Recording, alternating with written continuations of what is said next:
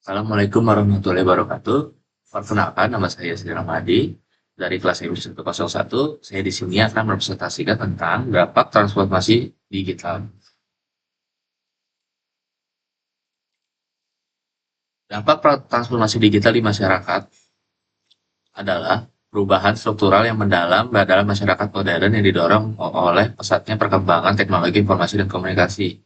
Transformasi ini telah secara fundamental mengubah cara individu, organisasi, dan pemerintah berinteraksi beroperasi serta memberikan layanan di berbagai sektor. Penelitian ini bertujuan untuk menganalisis secara kritis dampak transformasi digital terhadap kehidupan masyarakat, mengintegrasikan temuan empiris dan kajian institusional yang berkaitan dengan sistem ekonomi, pendidikan, interaksi sosial, dan tata kelola publik. Mengapa transformasi digital penting? Perkembangan teknologi informasi dan komunikasi menciptakan infrastruktur sosial baru, mempengaruhi berbagai sektor. Tantangan adaptasi terhadap perubahan cepat menjadi kunci untuk memanfaatkan transformasi digital secara efektif. Transformasi digital ekonomi.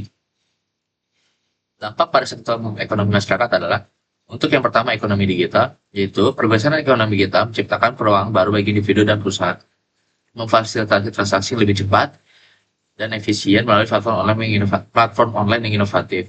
Untuk teknologi terkini, contoh teknologi seperti e-commerce, pembayaran digital, dan analitik data telah merubah cara kita berbisnis, meningkatkan akses pasar dan efisiensi operasional berbagai sektor.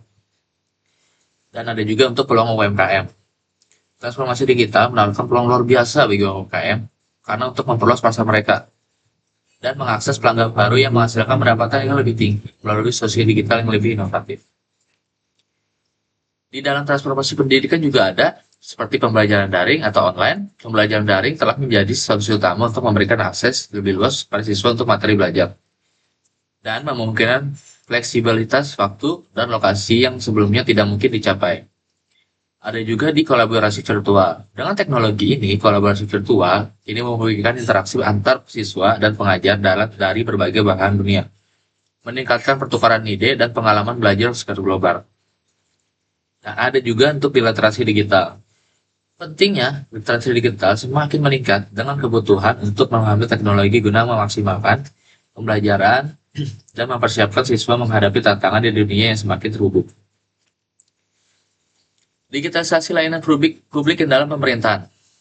Transformasi digital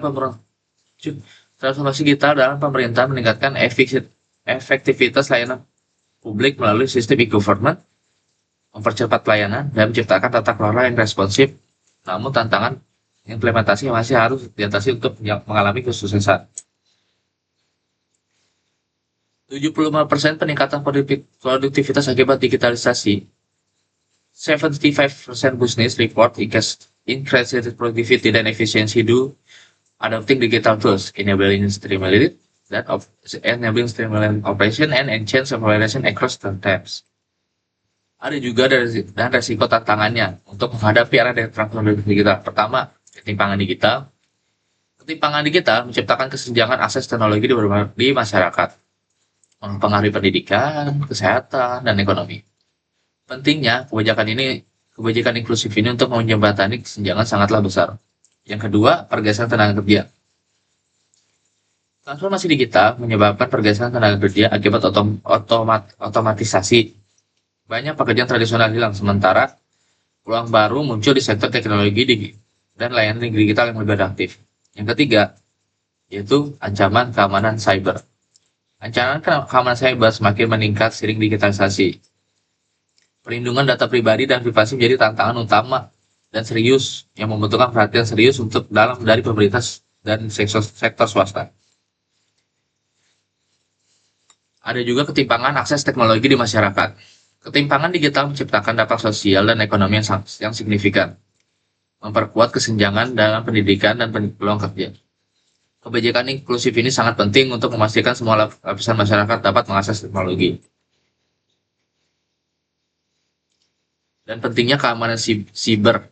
Kita juga perlu melek teknologi dan perlindungan data. Yang pertama adalah proteksi data kita. Perlindungan data pribadi harus menjadi prioritas utama dalam era digital untuk menghindari penyalahgunaan dan pelanggaran yang dapat merugikan individu dan organisasi secara signifikan. Yang kedua, ancaman siber terus berkembang. Dengan serangan yang semakin canggih, penting untuk memiliki sistem keamanan yang kuat dan untuk melindungi informasi sensitif dari akses yang tidak sah. Dan ini yang paling penting, yaitu edukasi digital. Peran edukasi digital sangat penting dalam membekali masyarakat dengan keterampilan dan pengetahuan yang diperlukan untuk mengidentifikasi risiko dan menjaga keamanan dalam penggunaan teknologi.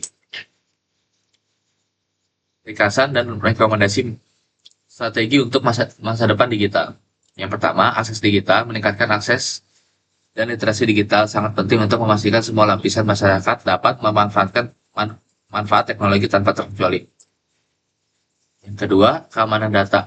Memperkuat keamanan dan perlindungan data pribadi akan membantu membangun kepercayaan publik dan mencegah penyalahgunaan informasi di era digital ini.